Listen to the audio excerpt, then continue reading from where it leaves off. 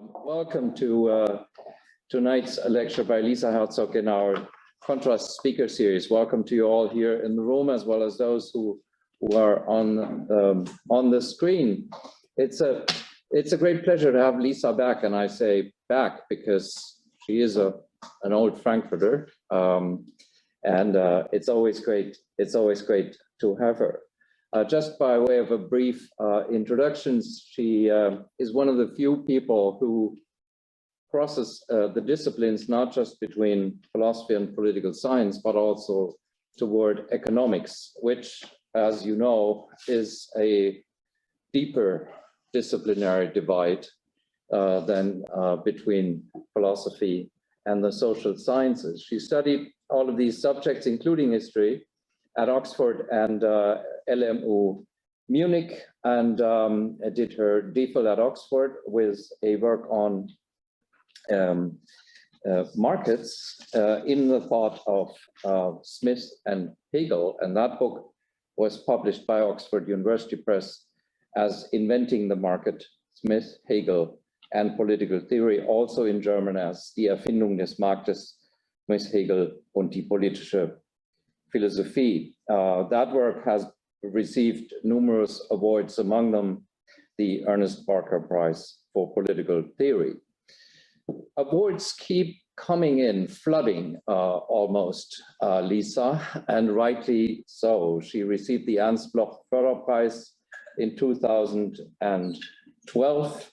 She received the Tractatus Prize in 2019. The Deutscher Preis für Philosophie und Sozialethik, which is a wonderful award to receive in the same year, and the Hans Böckler Prize of the city of Cologne in 2021, and just recently the Schader Prize. And as she mentioned, there's another award in Regensburg imminent. Why all that? It is because her work stands out, not just because it crosses these disciplines, but because it is it's based on a strong normative as well as analytic agenda. Her book Freiheit gehört nicht nur den Reichen, Plädoyer für einen zeitgemäßen Liberalismus, appeared in 2014 when she was teaching in St. Gallen.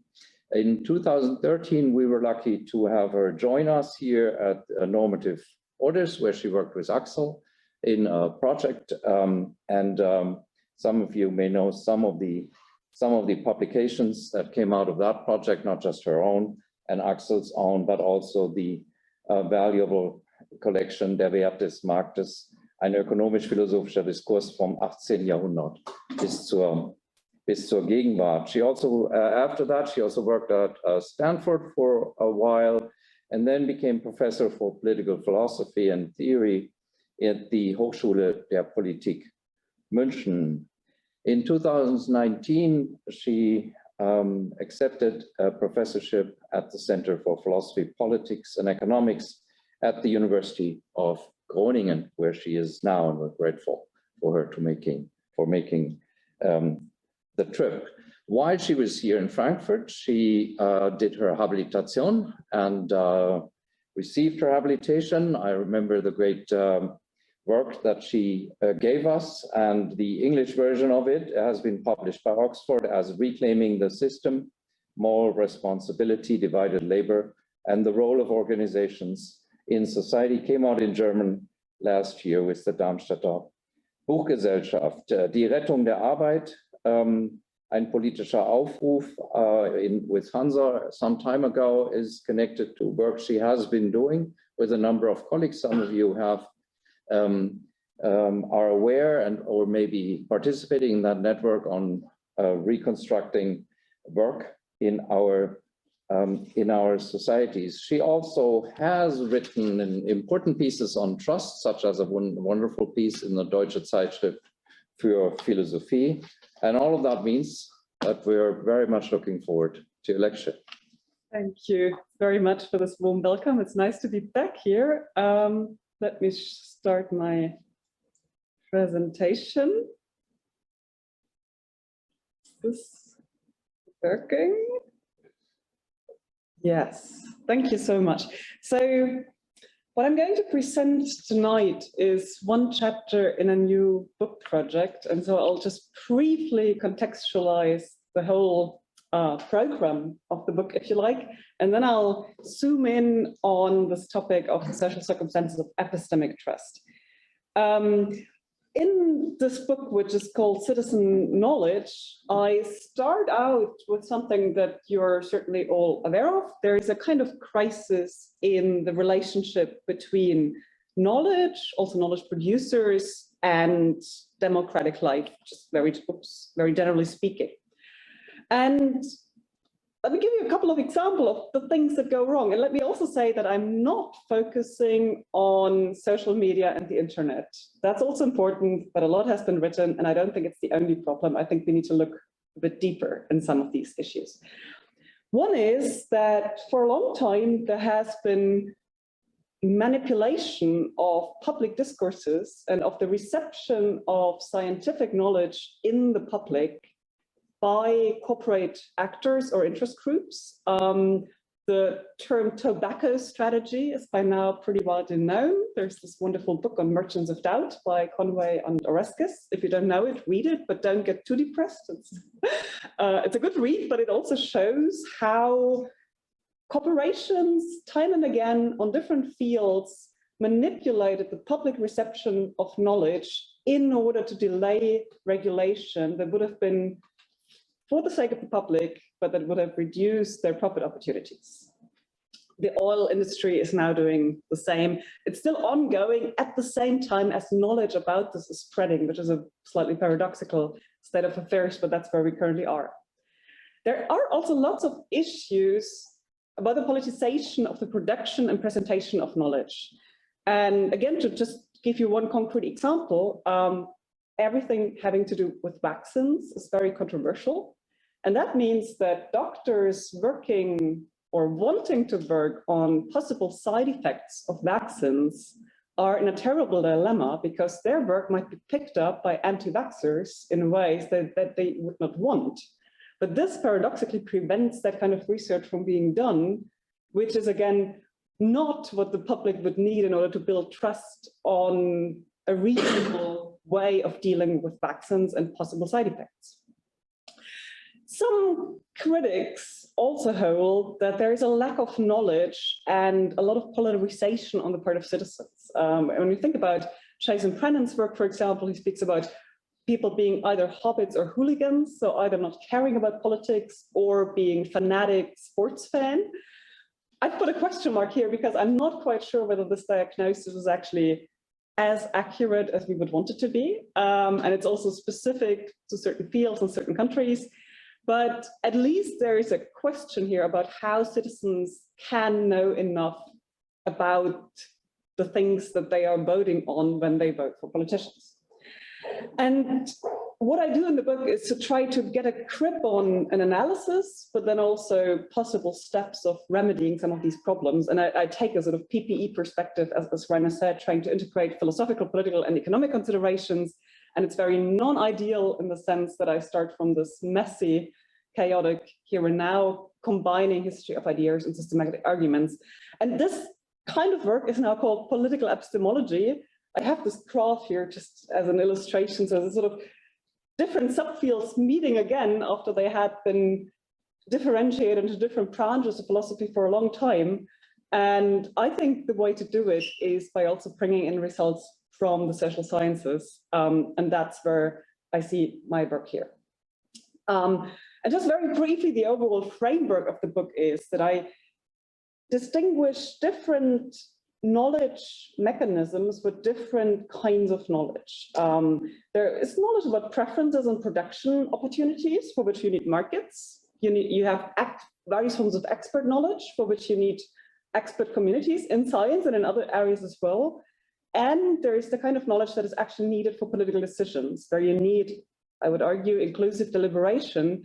And in the last couple of decades, the argument about markets being these wonderful epistemic machines that Hayek had first made and that people had made in the context of the socialist calculation debate has had a kind of expansionist effect on other knowledge generating mechanisms and has eroded the capacity of these other institutions to fulfill their proper role in what I would call an epistemically well-ordered democracy. And so we need a kind of reconquering, rein in markets such that they can fulfill their epistemic functions at all, because they can't if they are not regulated well, giving the right space to expert communities, but also thinking about how to square specific expertise with the equal status of all citizens, and making deliberation more inclusive than it has often been in the past. So that's the general sort of panorama that I draw. And now I'm going to get to this epistemic argument for social justice, which is all about trust, and that's the connection to this lecture series here. So I make all kinds of arguments about how democracies need to improve the institutions that enable citizens to deliberate well. Citizens can't get all knowledge about all specific topics that need to know about themselves, so there need to be the right institutional mechanisms such they can have reliable heuristics and so on. Schools need to be more democratic, there need to be civil society organizations, unions, all kinds of arguments. But then I got to the point where I thought, okay, all of this is actually not going to work if societies remain as unequal as they currently are. So democratic societies have certain preconditions that enable them to function well. That's sort of a basic premise I start with. I don't negotiate whether democracy is epistemically superior to other systems or not. That's how Brennan and Londonmore and others discuss this question. My approach is more to say, I'm not going to negotiate with you about democracy as a normative principle, but we need to talk about how to institutionalize democratic principles such that the results are also sufficiently good in terms of outputs, because otherwise there's a threat to legitimacy of democratic institutions. So we need to talk about these preconditions. And you probably all know this line by Rousseau that no citizen should be so rich as to be able to buying another city, and none so poor that they have to sell themselves. So I argue here that there is a kind of epistemic analogy here, and that has to do with trust, although here it's not formulated in terms of trust. And I've tried to follow Rousseau here, and then it sounds like this. No citizen should be so rich that he or she can silence others, and nobody should be so poor that they need to self-censor or think it's not worth raising their voice in the first place because they will not be heard. And instead of that, what you want is a society in which citizens can encounter each other, maybe not under conditions of perfect equality, but sufficient equality to be able to develop sufficient trust among themselves. And the reason why that is necessary is that, as I said earlier, there's too much knowledge out there that we cannot have ourselves. We need to rely on others. We have highly specialized epistemic landscapes. And that means that in order to be epistemically reasonably autonomous, we actually need to listen to others. But then what prevents this from being a form of naive, even domination by others? If you just trust them blindly, not a good idea. So what creates relations between citizens where trust is reasonable? And my argument is this has to do with socioeconomic relations. And by making this argument, I'm also doing something which I think the debate about epistemic justice urgently needs. So what Miranda Fricker and others have done in recent years, I mean, now a huge debate, has done a lot to explain and analyze how epistemic justice with regard to gender and race could work, or how epistemic injustice is currently operating. So you're probably all familiar with this, this idea of testimonial injustice, when people are not taken seriously as speakers, hermeneutic injustice, when you don't have the resources to articulate your own experiences. People have then added other forms of epistemic injustice, or talked about epistemic oppression sometimes, when you don't have access to epistemic resources because of, well, and that's my point, because so far what was discussed was gender and race. And I think that remains very, very important, but I would want to add socioeconomic class, given the kind of society we currently live in. And in a way, this is just returning to the origins of some of these political epistemological debates, which started out talking about the knowledge of the proletariat, and so had very much a class-based background, which I think needs to be brought back into the debate about epistemic justice. And this will lead to an indirect argument for social justice in the sense of limited socioeconomic inequalities, not because it's unjust, that's also the case, I'm also on board with that, but here it's a different kind of argument. It's more the kind of argument that you would also find when people talk about the negative effects of inequality on public health, for example, or on crime. So there are all these socially desirable dimensions of social life. And for many of them, if you look at the empirical data, you see higher socioeconomic inequality leads to bad outcomes. And that, if we endorse the values that we first talk about, and then we see that they are correlated with more egalitarian social structures, that's the kind of indirect argument for social justice that I mean, and I'm now going to fill in the details for how you can make such an argument based on the need for a certain type of epistemic relations between citizens. Oops, can I? Yeah. So this is the structure. First, I'll say a bit more about these circumstances of epistemic trust using a very abstract thought experiment to start with.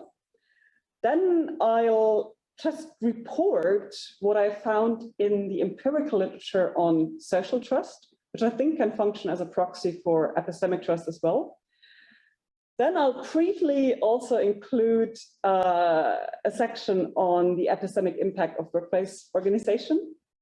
I actually wanted to keep these topics of these different strands of my work separate and did not include this first, but then we had a book workshop on my manuscript and people said, no, you need to include something on workplace democracy here as well. So here we are.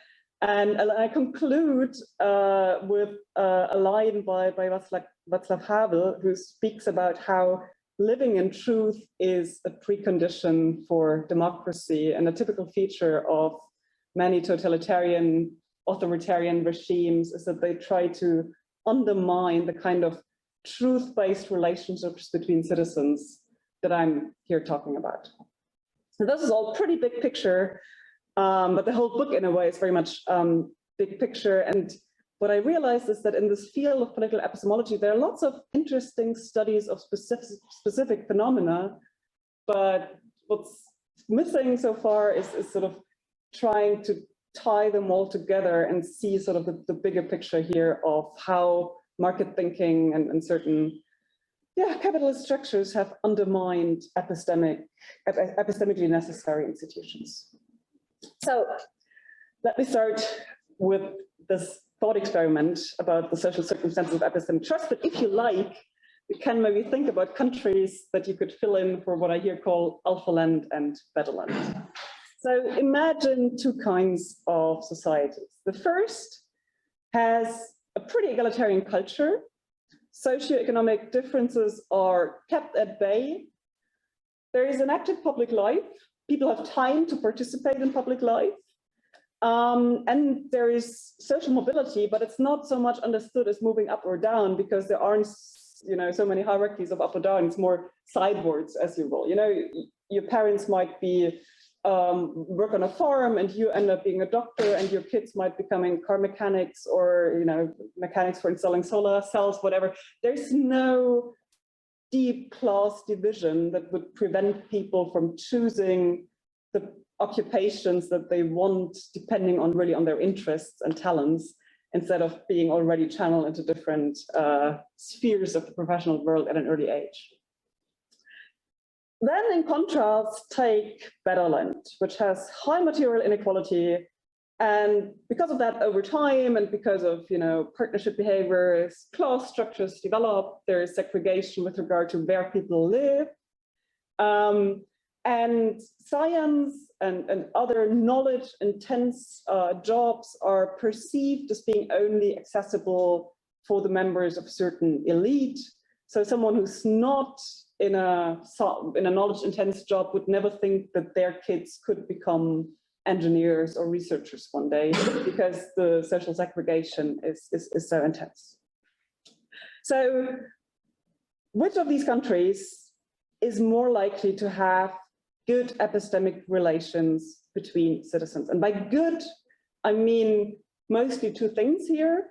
The first is, can they trust each other sufficiently, given the fact that there are high degrees of specialization, and you really depend a lot on the knowledge of others, both as a private citizen in your private life, and also as a political citizen when you want to get information about certain specific issues, whether it's local politics or something about environmental politics. You cannot do all the research yourself. It would take far too long. It would also be super inefficient if everyone tried that. But you need to trust certain sources, maybe not the experts that do the research themselves, but some intermediaries, in order to get a solid level of information on things where you need to make decisions. And that can be decisions such as what kind of dishwasher to buy, or it can be information about what kind of NGOs to support, what kind of local politics to vote for, and so on. So really in a very broad sense here. And the second dimension of what I mean by good epistemic relations here is also that there can be enough trust and also a free flow of information between citizens to hold the powerful to account. And you see here that I'm not assuming that we'll have a total equalization of power. I think that's just not a realistic picture. But whenever you have power, there needs to be democratic control. Of course, that also presupposes media, maybe other counterpowers and so on. But it also has a very strong epistemic dimension in the sense that a lot of white-collar crime and other dodgy forms of behavior don't really, they don't cause public scandal, or maybe they don't even get prosecuted because they happen in secret, because there's no one who would really reveal that knowledge. So to prevent these kinds of abuses of power, you very often the sort of the critical point that you need is the free flow of information, but again in a way where citizens can then actually trust the sources, and where it doesn't just become a battle of competing accounts or just a battle for attention. So of course my question here was rhetorical. I take it that AlphaLand has a greater likelihood of achieving those kinds of epistemic relations. And I say likelihood because, of course, those are not hard and fixed laws or something, but I'll refer to some data that really support this case. There could also be other intervening factors here. If you had a society that was, for example, highly ethnically divided and people only trust members of their own ethnic group, that could interfere with the argument I'm making here. But holding everything else constant, I think it's very plausible to think that AlphaLand has better chances of having the right epistemic relations that a democracy needs to have between its citizens. And one can look at different types of research that would provide arguments to back this claim up. One is the psychology of unequal power relations. And a fascinating account here is in the anthropological work of James Scott, where he discusses, based on his field work, how in highly unequal societies, the poor, the powerless behave towards the rich who have more power over them. They have to bow, they cannot be honest, they have to dissimulate. And it's really hardly possible for them to ever speak openly and honestly to those who have so much power over them. And even, if there might be one exception here and there, the good slave owner type, but how can you predict this? And in a highly unequal society, even if you have one or a few good slave owners, the power structures around them are such that as someone who depends on that person, you cannot really trust trustful and open towards them because others might intervene in some way. And it's just too dangerous to speak openly.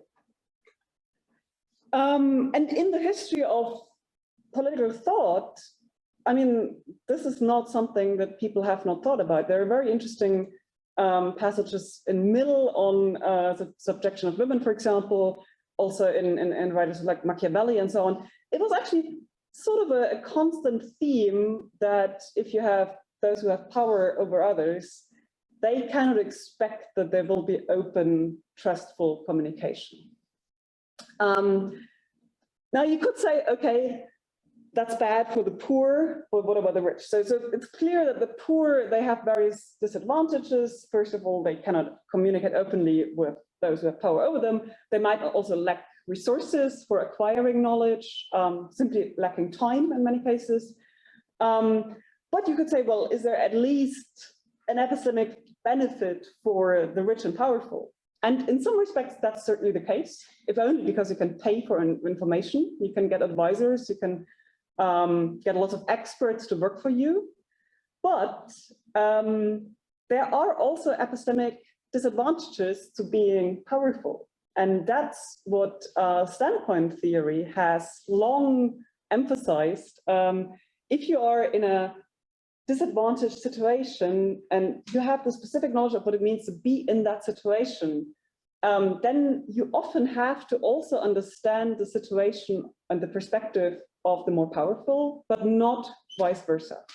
It's a bit like the double gaze that Du Bois has described. Like as a Black person in the 50s, I think it was when he wrote about this, you needed to understand how the white think about you, but the white did not have to think about how the Black thought about them. And in that sense, they also have epistemic disadvantages. They have blind spots.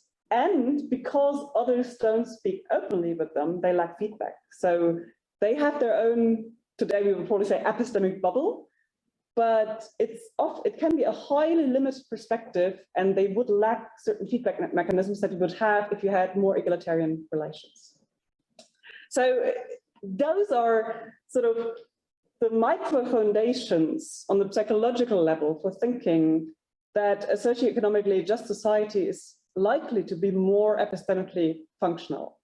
And now let me back up this argument by drawing on some empirical studies that look at the macro level, in the sense that those are mostly studies that compare countries with regard to an item that is called generalized trust, and that I here treat as a proxy for epistemic trust. So it's encoded in survey items such as, do you think that most people can be trusted? Do you think that most people will tell you the truth when you ask them for directions, or something like that?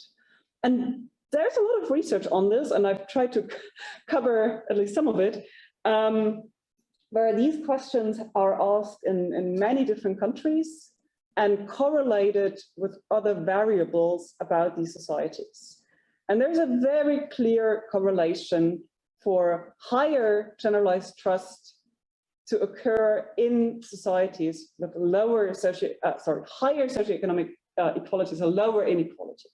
So the more egalitarian the relations are, the greater generalized trust tends to be. And political scientists have also looked into some of the mechanisms of how this happens. And one interesting data point is that more equal societies, empirically speaking, have a much higher likelihood to contribute to public education that creates a sort of level playing field, at least a certain minimum for everyone. Of course, you then need to look in the details of how this is financed and who gets what kind of public education, but at least the likelihood is higher that there will be a general willingness to finance education from public funds, from taxpayers' money, and that most people will also send their kids to public schools and not private schools that would then be very different in terms of quality. To add another dimension here, and I've already alluded to this, if you have different social strata that are closer to each other, the likelihood of personal connections between people is also greater. in the sense that if you have some health problems, you might find someone in your wider network of family and friends who is a doctor himself or herself, but can explain you some of the basis of how this research is done. Or they could point you to an expert.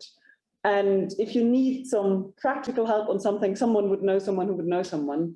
So you have these private networks that function across occupations. Whereas if you have a very stratified society, to put it a bit polemically, then doctors know doctors and mechanics know other mechanics.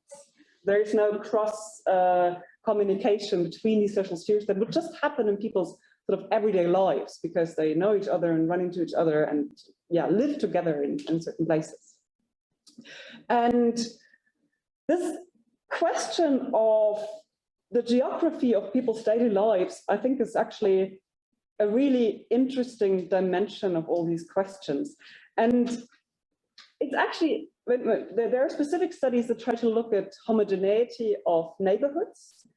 And it turns out that simply living in the same neighborhood is not enough to get people to trust their neighbors. So when you have, for example, different ethnic groups living in the same neighborhood, just living door to door is not enough to really build social relations.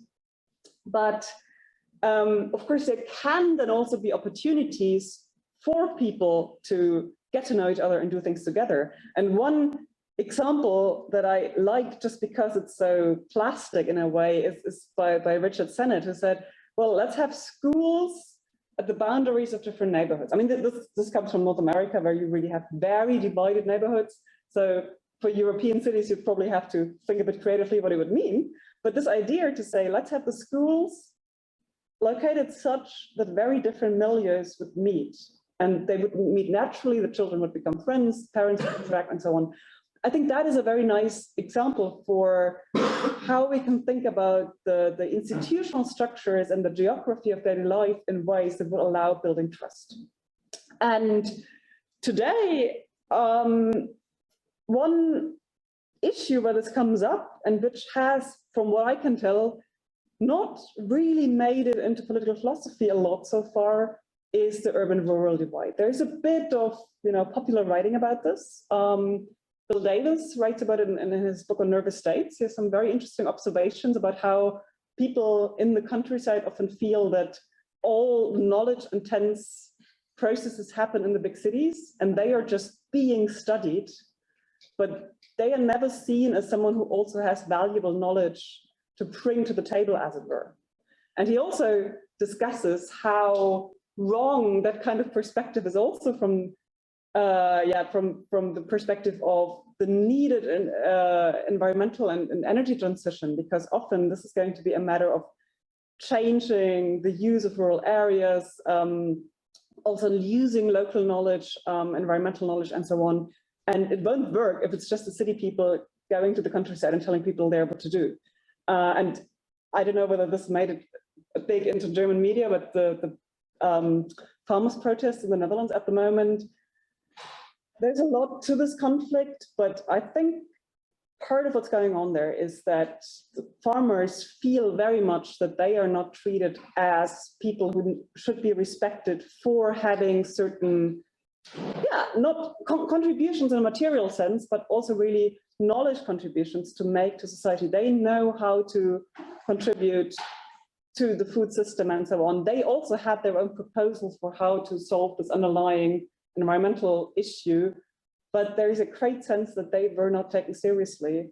And now it's escalating, and we'll see where it leads. But I think this feeling of not being respected because you are from the rural hinterland, that is a big part of the story there. And there are other conflicts where I think similar stuff is going on. And now, what the empirical researchers that I read on these issues, what these authors say is also, those are not different dimensions of social life that we could completely separate from each other. They are really positive or negative self-reinforcing cycles, in the sense that high trust societies, as this is then called, tend to put in place generalized welfare politics that have an egalitarian effect, thereby stabilizing the more egalitarian social relations, thereby stabilizing trust and keeping inequality at bay. At least this was the case in the last decades, whereas low trust societies, they don't have, they can't develop the political will to build welfare institutions that would have an equalizing effect. And so there's just no way of getting out of this trap, as this is called, of low trust, where, yeah, the knowledge of different groups of society in a way cannot be brought together in a constructive way to really find solutions that would also help move out of this bad equilibrium where low trust, high inequality, low public investment, and so on. So what I said earlier about Alpha Land and Better Land, I said it's a thought experiment, but there is social scientific evidence behind it in the sense that it's quite likely that countries are not just sort of lined up in a spectrum from one extreme to the others, but that they cluster as either high trust or low trust societies, one being more like Alpha Land and the other more like Better Land. Okay, now briefly, some words about workplace organization and how that plays in here. And why I think that workplace organizations are important. They are just the places where people spend most of their time when they're grown-ups. Of course, there's also civil society, family, there are other social meeting points. And in the best of all possible worlds, workplaces would probably not play such an important role because we would all work less and there would be more fluidity and whatever.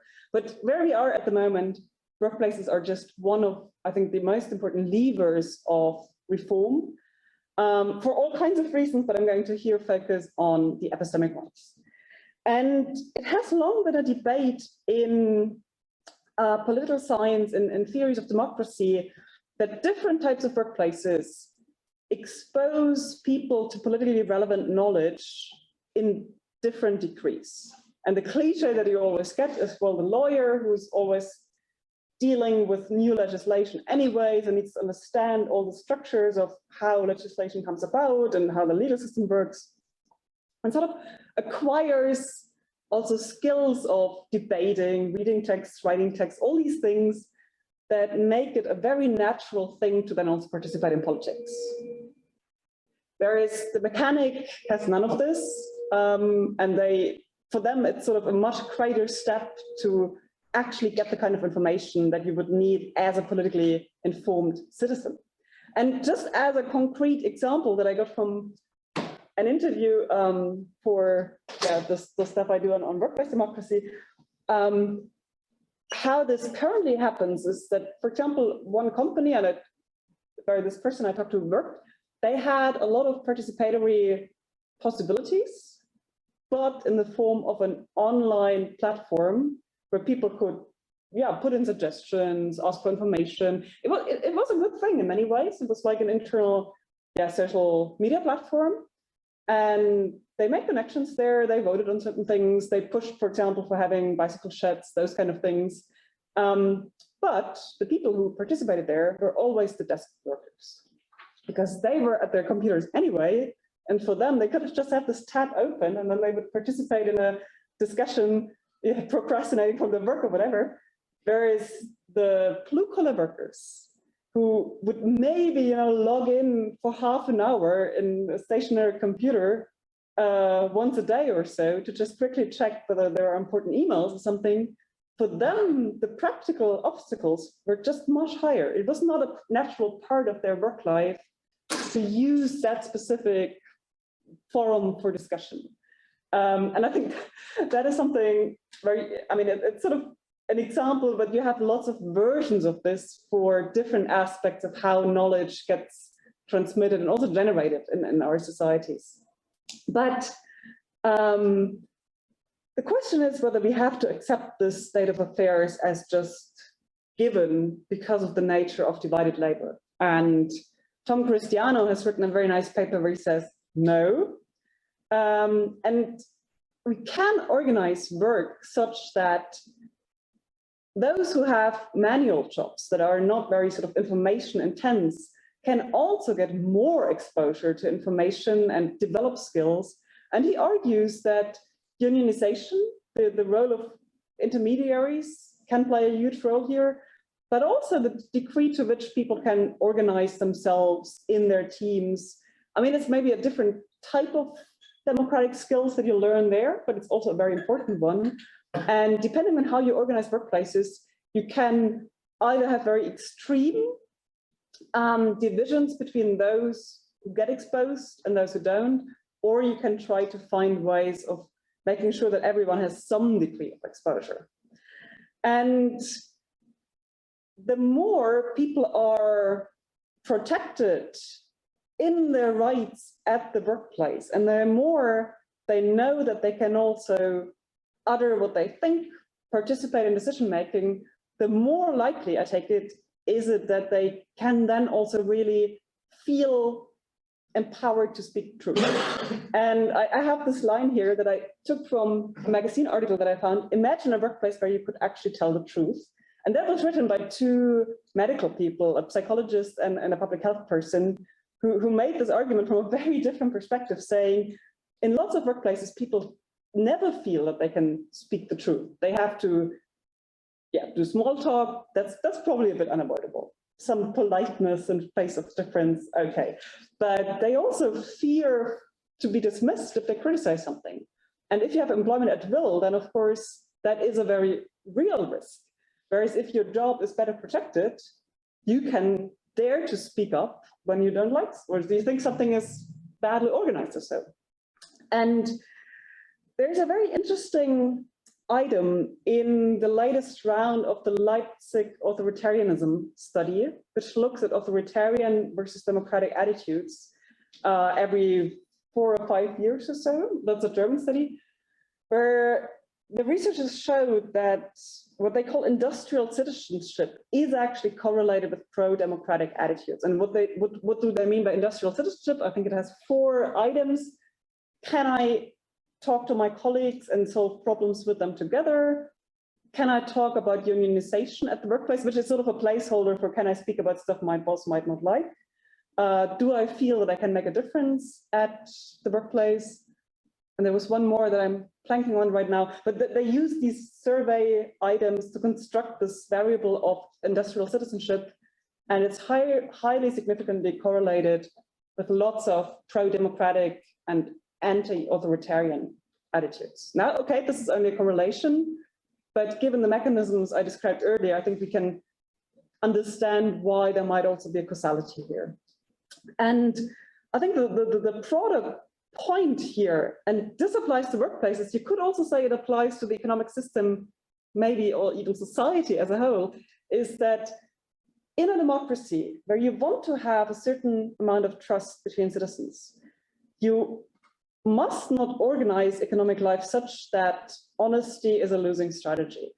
And that's always those who don't trust and who cheat others, betray others, that those are the ones that win. I mean, game theoretically speaking, what is the winning strategy in the long term, if you're honest or if you lie? And of course, this is very schematic, and lots of workplaces will have different kinds of relations, but I think the overall question really is, can people dare to speak the truth? And epistemic justice, I would argue, really matters for this, because if people are epistemically disadvantaged and unjustly treated, they are put into a position where it's even more difficult for them to make the step of saying, okay, I'm going to speak up, I'm going to say what I truly think, because they had all these negative experiences in the past. So they first have to overcome those disadvantages, as it were, and then maybe at some point they can speak out. And of course, all the stuff about how you form communities of people with similar experiences and develop confidence and develop epistemic resources, that speaks to that. But the more epistemically just a society is, the less inequality you have among different people in the conditions for daring to be honest, as it were. So to conclude, as I said, all of this amounts to an indirect argument based on what I think are plausible socio-political trends for social justice. in the sense of reduced socioeconomic inequality, people then often ask me, well, how much inequality do you still want to admit?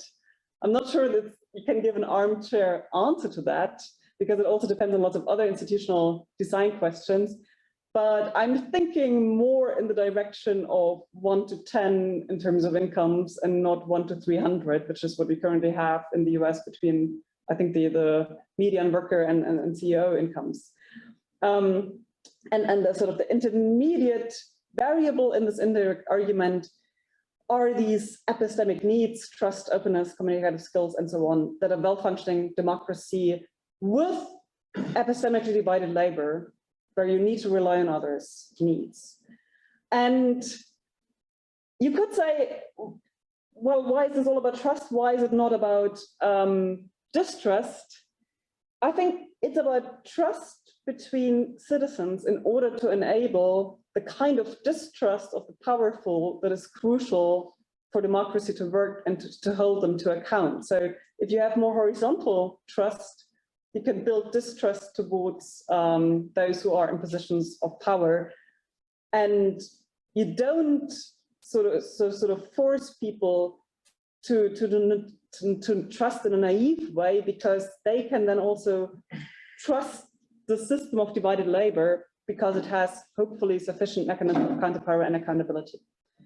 And as I said, there are also deeper, if you like, existential issues about what it means to live in truth here. If you don't know it, read this little piece by Václav Havel on living in truth. He gave this as a speech when he was condemned for treason or whatever once more. And he describes how the authoritarian regime was always forcing people to be dishonest. They had to display banners of slogans they didn't believe in. They were encouraged to spy on each other. So there was always this attempt to make sure that people can't be open with each other, that if someone says something, you never know, do they really mean this, or are they just saying it because they want to get some advantage or avoid some kind of punishment? And that's the kind of undermining of a sort of republican relations between citizens that democracies really are vulnerable to. And in the case of what Havel wrote about, it was the Communist Party and its security apparatus that did this. But arguably, certain economic structures can have a similar effect on the relations between citizens, even if it's not intended. Sometimes it may be intended, often it may just be a side effect. And that's why we cannot afford, as defenders of democracy, to have that degree of inequality if you want democracy to be stable. That's it from me, and I look forward to the discussion with you. Thank you.